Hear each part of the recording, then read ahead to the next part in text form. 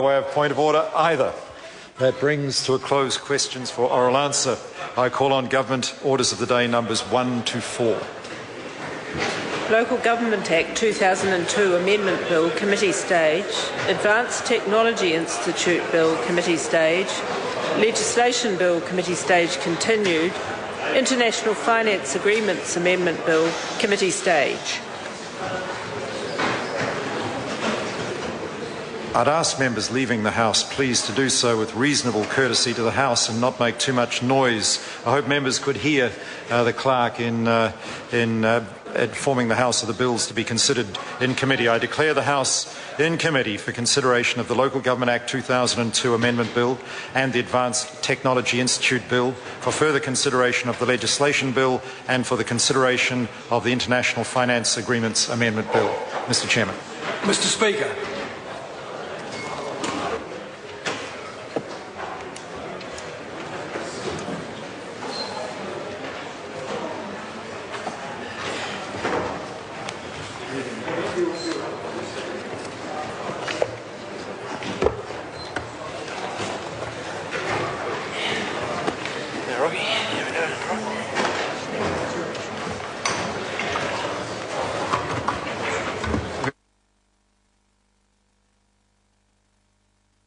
Members, the House is in committee. Kia ora tātou, nō reira te whare, inga iwi, inga rio, inga hawe wha, tēnā koutou, tēnā koutou, tēnā koutou katoa.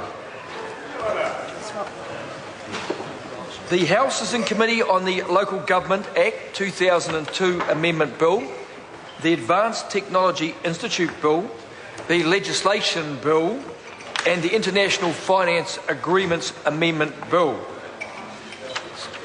Honourable members, we therefore come to the first of the Local Government Act 2002 Amendment Bill, and the question is that Part 1 stand passed. Mr. Chairman. I call the Honourable Annette King with those dulcet tones. Thank you very much, and I respond that I heard your dulcet tones, Mr. Chairman. Can I say that Labor opposes the Local Government Act 2002 Amendment Bill. We will be moving a number of supplementary order papers against this bill. This bill arose out of a Nick Smith paper released in March called Better Local Government. And much as he did with the ACC straight after the 2008 election, he created a story around a crisis in local government, a crisis with debt and rates out of control, and he related this crisis back to the 2002 Local Government Act passed by a Labor government. He produced figures to show significant costs had arisen from changes which required the Council to take account of social, economic, cultural and environmental well-beings in their community, the 4 well-beings. Interestingly, since then the new minister, and I have to say I am disappointed that the new minister is not in the chair, because this bill obviously is of such importance and needs to be passed with such speed that we're hearing it before Christmas after it was rushed through a select committee process. I am disappointed the minister is not sitting in the chair to take and answer questions around this bill. He was not available to speak in the second reading either, and he handed that over to the junior minister, Chester Burrows, to do that job for him. So I'm uncertain as to whether the minister is actually really committed to this, and all that is happening is they're following the path of Nick Smith, who got the reasons for this bill totally wrong on fact, and the basis of it was totally wrong. And so we will be opposing this bill. In fact, at the Select Committee, we were unable to agree that the bill be passed, and the only recommendations that appear in the reported back bill are those where all members of the committee could agree, and there were very few clauses that we could agree on. We were evenly divided, in our opinion, and so that is why there are very few amendments. We now have a raft of amendments coming from the minister.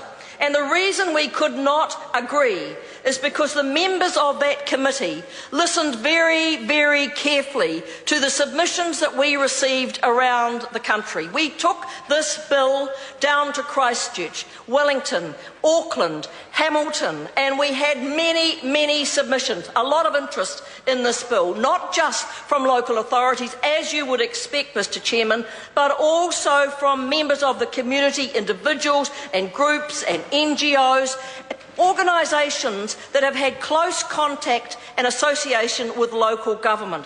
So we listened to those submissions, the New Zealand First Party and the Green Party and Labour, and we listened to what the people were saying, because isn't that why we have a select committee process? And there was one overwhelming response from the submitters. That is, do not change the purpose of the Local Government Act. Do not get rid of the 4 well-beings. Of course, there was the odd person and organisation that supported getting rid of them. For example, the Chamber of Commerce, the Cockle Bay residents. So there were the odd number of people, but overwhelmingly the submitters were opposed to removing the 4 well-beings. Will the government listen to it? No, they will not. They have decided that they are going to rush headlong into making these changes. To hell with the evidence and to hell with what the submitters say. Well, we are incredibly disappointed, because if this government had taken time to listen, if they'd taken time to look at the evidence, they would not be making some of these substantial changes they are making in this bill today. And I would say to them, and I don't believe many of the members have read it, but I say to them, go and read the New Zealand Institute of Economic Research paper released just 2 months ago. And they have done some in-depth work into local government. And they actually put out a paper saying, is local government fiscally responsible?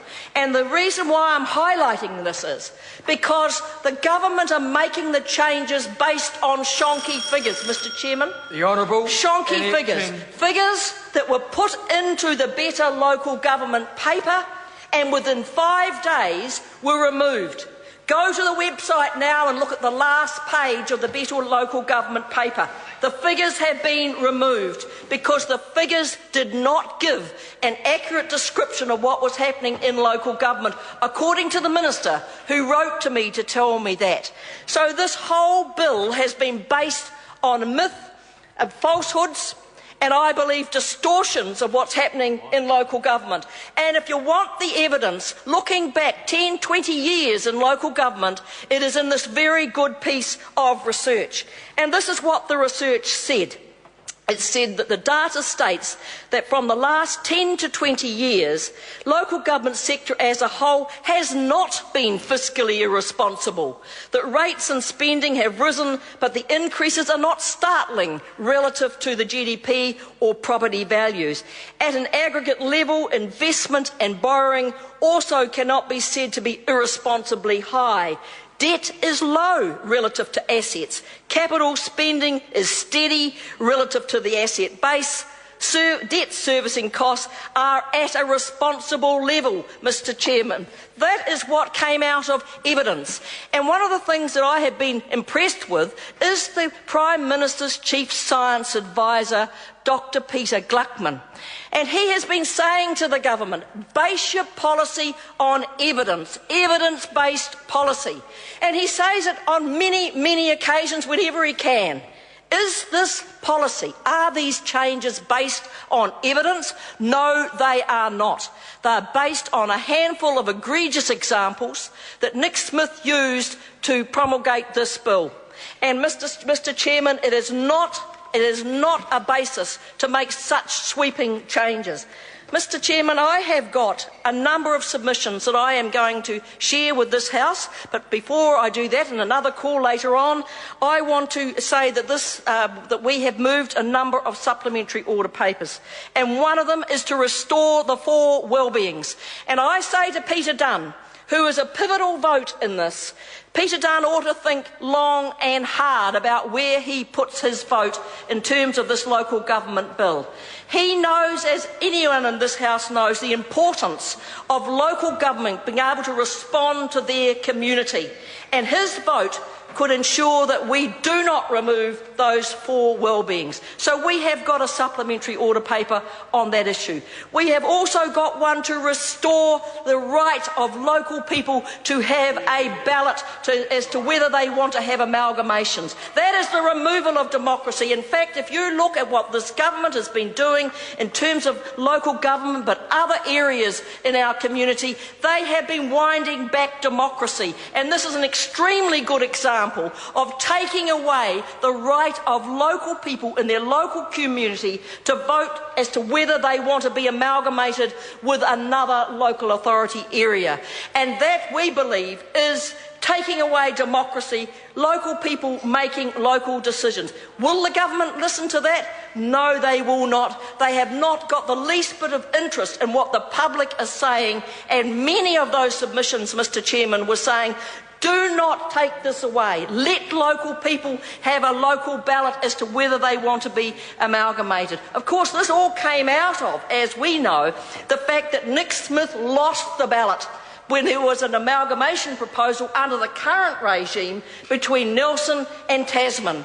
And he was unable to get the amalgamation he wanted, so what does he do? He has a bill written that puts in it the taking away the requirement for local people to have a ballot as to amalgamation reorganisation proposals. So we will strongly oppose this bill, Mr. Chairman. It is an unfair bill. It portrays local government as out of control, and I can show this House through many submissions we received that is a falsehood. That is not the case, that local government is open to changes that improve them, but they are not open to making changes that are based on falsehoods and myths and made-up stories about how they are operating within the community. And if I was just to move to one very quickly, it would be the submission from the smallest local authority, the Kawerau Council. And in that submission, Mr. Chairman, they said, the first thing they said to us is, we have no debt. We have no debt. I call the honourable member Nikki Wagner. Thank you very much, Mr. Chair. It's my pleasure to stand and discuss this Local Government Act 2002 amendment.